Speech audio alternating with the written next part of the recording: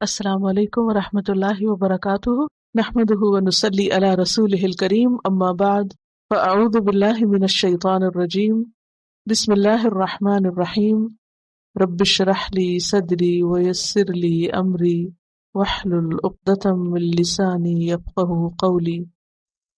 ولن اور ہرگز نہیں، نفی کے لیے کئی لفظ آتے ہیں نا، لا، لیسا، لن، لم، چار چیزیں آپ پڑھ چکے۔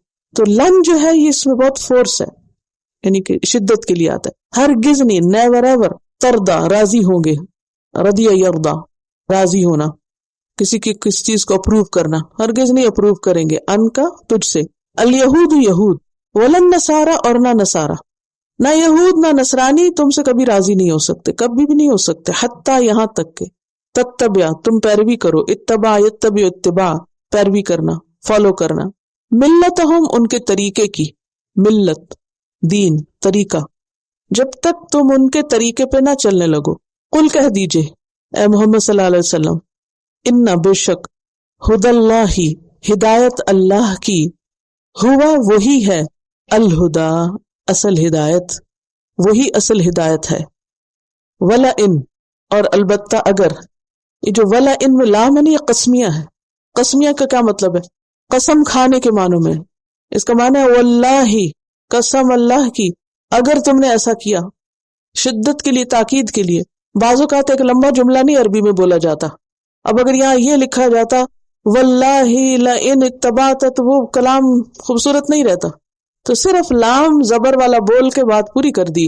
اب سمجھنے والوں کا کام ہے سمجھے اس کو۔ تو لام کس کے لیے یہاں؟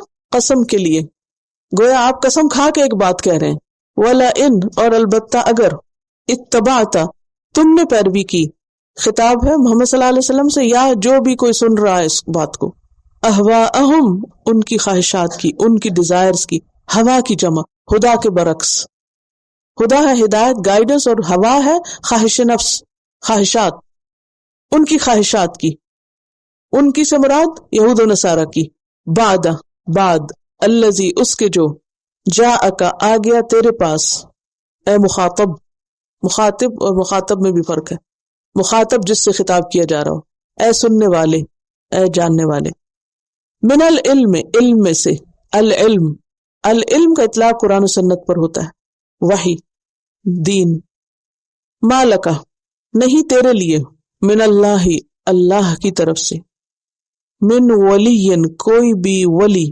پروٹیکٹر، دوست جو تمہیں فائدہ پہنچا سکے، ولا اور نہ، نصیر ہیلپر، مددگار، فعیل کے وزن پر ہے، جو نقصان سے بچا سکے۔ ولن ترضی عنک الیہود ولا النصارى، یہود و نصارہ آپ سے ہرگز راضی نہیں ہو سکتے، کبھی خوش نہیں ہوں گے۔ کتنی بڑی خبر، نبی صلی اللہ علیہ وسلم سے جو ان کی عداوت تھی، دشمنی تھی، اس کو کھول کے رکھ دیا گیا۔ آپ صلی اللہ علیہ وسلم ہر ایک کی ہدایت چاہتے تھے، ہر ایک کے خیر خواہ تھے، آپ ان کی تالیف قلب چاہتے، ان کے لیے نرم گوشہ رکھتے کہ کسی طرح یہ ہدایت پہ آ جائے، لیکن آپ کو کیا بتا دیا گیا؟ امید نہ رکھو زیادہ، یہ آپ سے راضی نہیں ہوں گے، حتی تتبع ملتہم یہاں تک کہ آپ انہی کے دین میں آ جائیں۔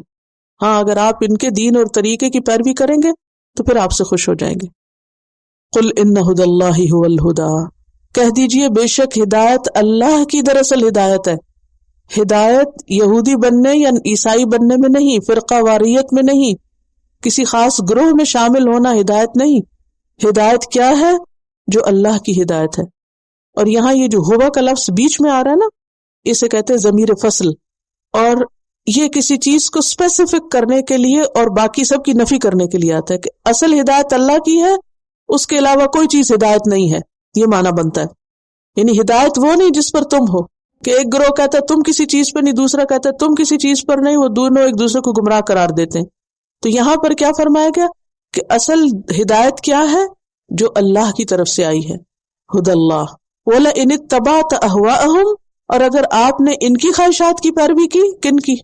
یہود و نصارہ کے، ان کی ڈیزائرز کو فالو کیا، بعد الذی جاءک من العلم اس کے بعد کہ آپ کے پاس علم آ گیا، قرآن و سنت پہنچ گئی، اور پھر آپ ان کی پیروی کریں۔ اور یہاں خطاب آپ کو بھی ہو سکتا ہے اور ہر لسنر کو یا ہر ریڈر کو جو یہ آیت پڑھے، کہ جس کے پاس یہ علم آ جائے، العلم آ جائے، اور پھر بھی وہ ان کے طریقوں پہ چلے، ان کی ملت پہ چلے، ان کی خواہشات کو فلفل کرے، مالک من اللہ من ولی ولا نصیر، تو اللہ اپنی مدد اور اپنی ولایت سے ان کو بری ذمہ قرار دیتا ہے کہ میں بری ہوں پھر تمہاری مدد سے، میری طرف سے مدد نہیں آئے گی تمہارے پاس۔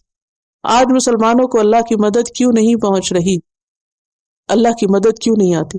حالانکہ نبی صلی اللہ علیہ وسلم کے زمانے میں 313 3 گنا پہ حاوی ہو رہے ہیں جنگ بدر میں، اس کے علاوہ بھی مختلف مواقع پر کہ مسلمانوں کی تعداد بہت کم ہوتی تھی، لیکن اس کے باوجود اللہ تعالیٰ ان کو فتح یاب فرماتے۔ کیوں؟ کیونکہ وہ دین پر تھے۔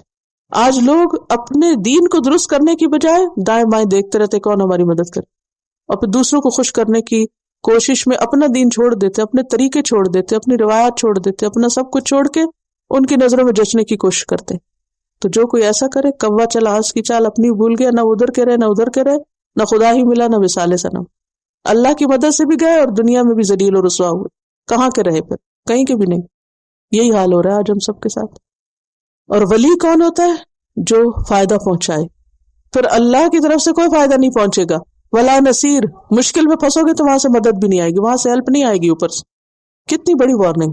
تو اس آیت سے پتہ کیا چلتا ہے کہ یہود و نصارہ اس وقت تک مسلمانوں سے راضی نہیں ہو سکتے جب تک کہ وہ ان کے طریقے نہ اختیار کریں۔ دوسری بات یہ ہے کہ ہدایت کسی خاص گروہ کے ساتھ منسلک نہیں، فرقے کے ساتھ نہیں، ہدایت اصل میں کیا ہے؟ جو اللہ کی طرف سے آیا ہے۔ اور پھر یہ کہ اصل علم جب انسان کے پاس آ جائے تو انسان اس کی قدر کرے اور اس پر چلے، تو تھوڑا عمل بھی کافی ہو جائے گا اگر درست ہو۔ سبحانک اللہم و بحمدک نشہد ان لا الہ الا انت نستغفرک و نتوب الیک۔ السلام علیکم و رحمۃ اللہ وبرکاتہ۔